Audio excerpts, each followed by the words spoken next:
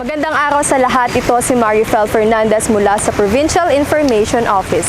Andito tayo ngayon sa Provincial Capitol Grounds kung saan naganap ang pamamahagi ng rescue vehicles na handog ng pamahalaang panlalawigan sa pamumuno ni Governor Dong Padilla at Vice Governor Joseph Ascutia. Magandang umaga po sa inyo. Bale, ako po si Shad Al-Halabi from Suzuki Auto Sukat, which is under Sakura Auto World. Bale, ako ang kanilang Senior Sales Executive. So ilang unit po lahat ng inyo na-distribute at paano nyo po ito na-maintain? Bale, ang in-order po sa amin ni Gov is 53 units ng Suzuki Carry utility van po para sa rescue vehicle po ng Camarines Norte. So ano po yung advantage ng mga sasakyan na ito? So, ang nagustuhan po ni Gov dito sa utility vehicle po na ito is, unang-una is libre yung maintenance niya po. So, first 3 years po or 45,000 kilometers, wala pong po problemahin ang barangay niyo po para sa pag-maintain ng sasakyan po. So, yun po yung isa sa advantage niya po. Ang sumunod po is yung spacious po kasi siya. Spacious siya, and then yung presyo niya po is 739,000 lang po. So murang-mura po siya. Equipped na rin po siya na yung manubela niya po is electrically assisted na po siya. So madali po siyang i-drive para ka lang nag-drive din ng sasakyan. Hindi siya mabigat.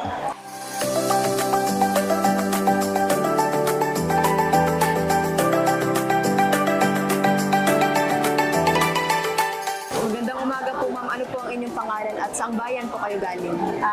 Ako nga po pala si Kapitana Nora Alok, Bayan ng Labo, Barangay Anamiam. So paano po makakatulong itong mga rescue vehicles na handog sa inyo?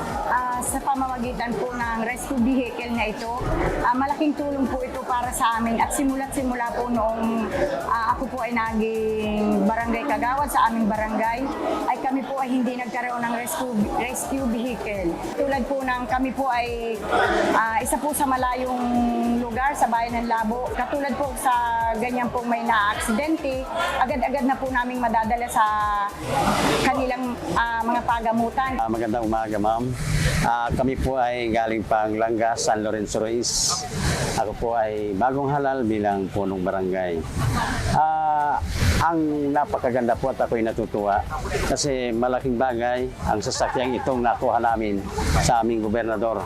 Kasi unang-una ang barangay namin ay medyo talagang may kalayuan pa sa provincial road. Napasok po kami kaya malaking may tutulong ito sa mga namamarangay kasi unang-una pag may mga emergency cases na ang aking mga kabarangay ay madali naming madadala kung saan ito ay magagawa ng pangunang lunas. Kunyari, merong may sakit, pwede namin dalahin sa ospital o kung saan pagamutan. Pwede rin po halimbawa may kalamidad. Pagka malikas po kami papunta sa bayan, pwede po namin gamitin.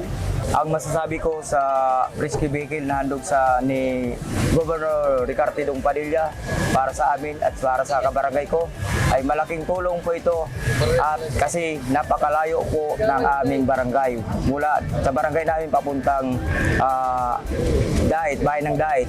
Kaya marami din nadidiscuss siya sa Bicol National Park kaya siguro ito na ang time na madali naming may rescue kung sino man ang ma-aksidente sa Bicol Natural Park. Sasabi ko po sa isang malaking tulong sa aming barangay kasi ang barangay namin is medyo malayo sa aming bayan. Kaya isang malaking tulong na magkaroon kami ng isang rescue vehicle para matulungan ang aming kabarangay. Kami sa Barangay Council ay nagpapasalamat siyempre agad sa napakagandang regalo o papasko ng ating minamahal na Gobernador Dong Padilla at Vice Governor Joseph Ascutia. Matagal naman namin itong hinahangad o na magkaroon kami ng service vehicle at ngayon nga po ay nagkaroon ng katuparan.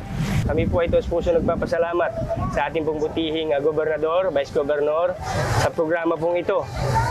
Napakalaking bagay po ito para po sa amin. Maraming salamat po sa ating mahal na Gobernador sa pagkakaloob po sa amin ng isang rescue vehicle. Malaking tulong po ito sa kalamidad, itong rescue vehicle sapagkat sabi ko nga brand new new, mabilis, magaan po ang pagdi-deliver namin ng mga i-rescue pagdating po sa calamity. Yung pagmamahal po, kitang-kita naman po namin yung pagmamahal po ni Gob Dong Padilla sa aming barangay. Ganon din po ang kabuuan ng Team Matapat. At ito ang kaganapang Kapitolyo. Muli ito si Marifel Fernandez mula sa Provincial Information Office, Serbisyong Alay sa Diyos, Alay sa Bayan.